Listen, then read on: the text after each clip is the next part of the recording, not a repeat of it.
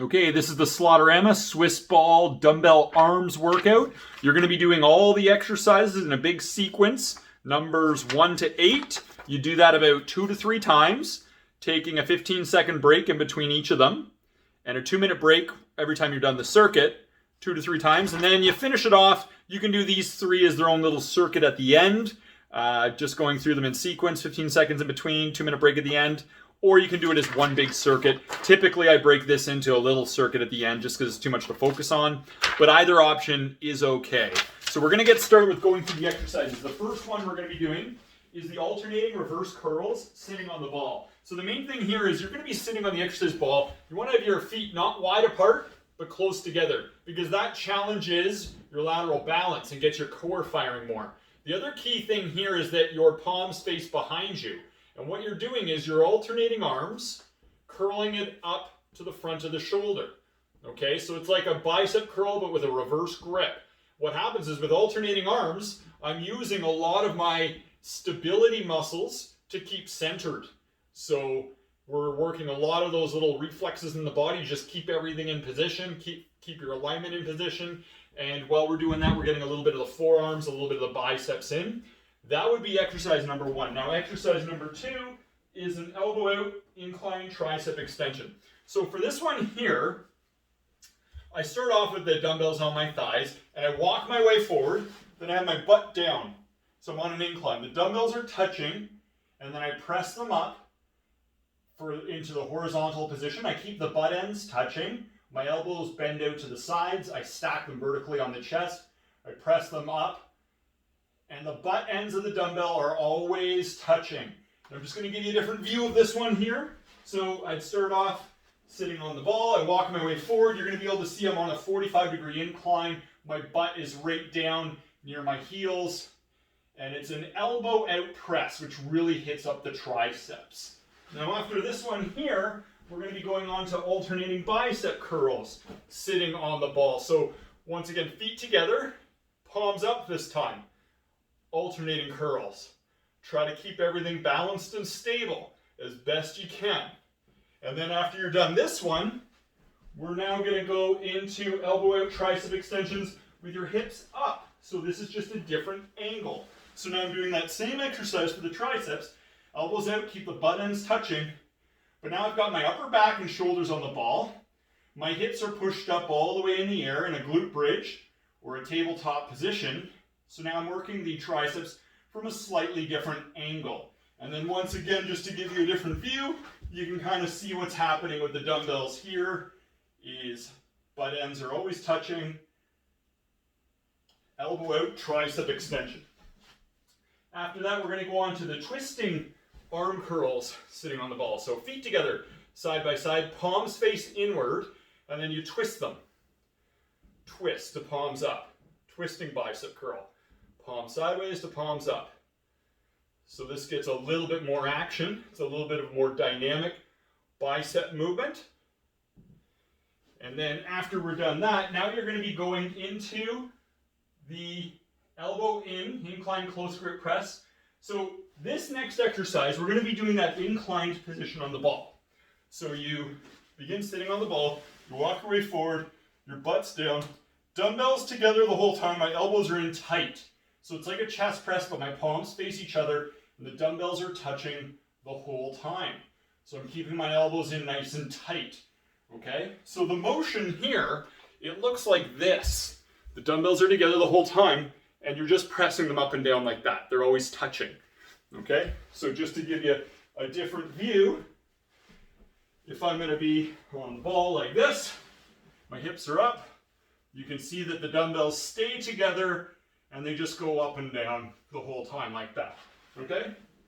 Now the next one we're going to be doing is alternating hammer curls on the ball. So the hammer curl hits more of the long head of the bicep, which is the bigger aspect of the bicep, which is why we do it towards the end of the sequence, because you're already pre-fatigued, so now we can hit up the strongest ones at the end, so they can kind of bring it in the fourth quarter, if you will, all right? So feet together, side by side.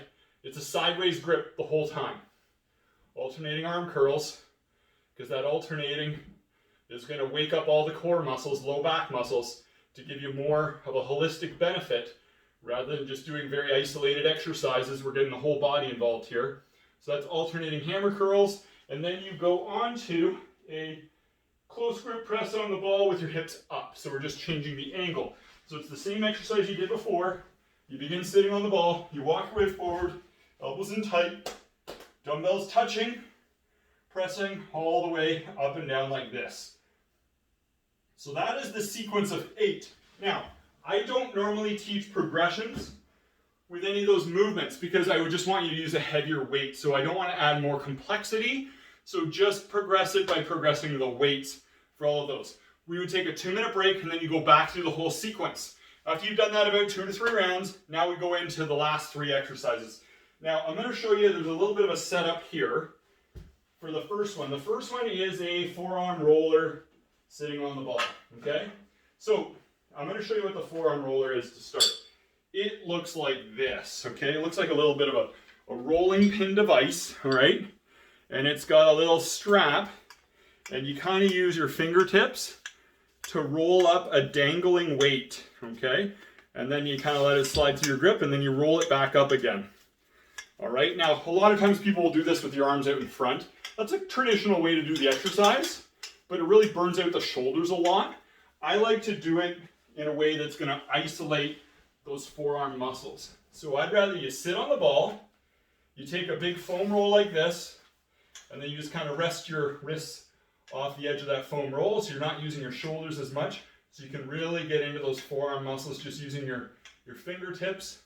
The dumbbell's going to travel up. Then you allow it to drop down, okay? Just going like this. So all the way up, allow it to drop down. That's 1 rep. You're going to feel a wave of burning in here.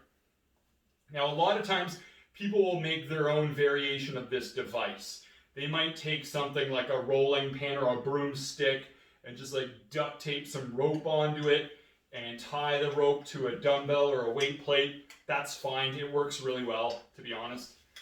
Sometimes this is not very accessible to people. Like they're just like, I just can't make that work. So if you can't make that work, what I would suggest you do is this. I would suggest you just put your butt on a wall. You have the dumbbells off the end of your knees and you just do these reverse curls for like 50.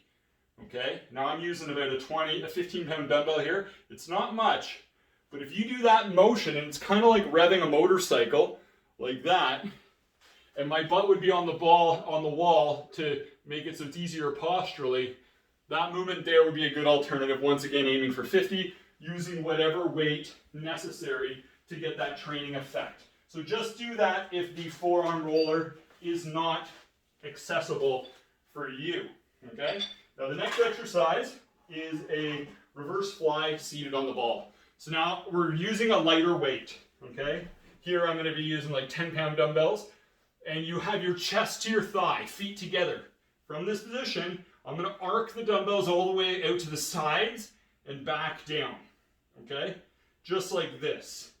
Now there's a couple different grips you can use with a reverse fly. The common grip is just having like your thumb part of your hand pointing forward.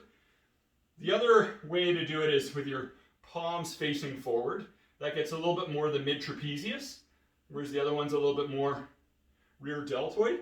So they're all good, all right? So I like to mix up the different grips. Sometimes I go palms back just to hit up, that's even more of the rear deltoid, but you can mix up the grips if you like in order to just explore different angles on that one. Once you're done that one, you just do a regular lateral raise, sitting on the ball and just arcing the dumbbells up and out to the sides. And that's going to hit a lot of the mid-deltoid. So the reverse fly we just did hits more rear deltoid. This hits mid-deltoid. Typically we don't do anything for the front deltoid because it gets so much work in on chest day and everything else. So after doing the lateral raise, you would take a little bit of a break. We go back onto forearms. All right? Now, that concludes Slaughterama Swiss Bell Dumbbell Arms. It's a bit of a lengthy workout because you've got 11 movements. I like to split them into 2 little circuits, to be honest. Traditionally with a giant set, you do them all in one big thing, but I find just switching up the weights and getting the equipment ready for numbers 9, 10, and 11, it's better to just do them in their own little circuit, just for better flow through the workout and for ease of focus, because it can be hard to focus on too many things at once. So that's the way I prefer to do this type of a workout. Splatterama Swiss Ball Dumbbell and Arms. Confident you're going to love it.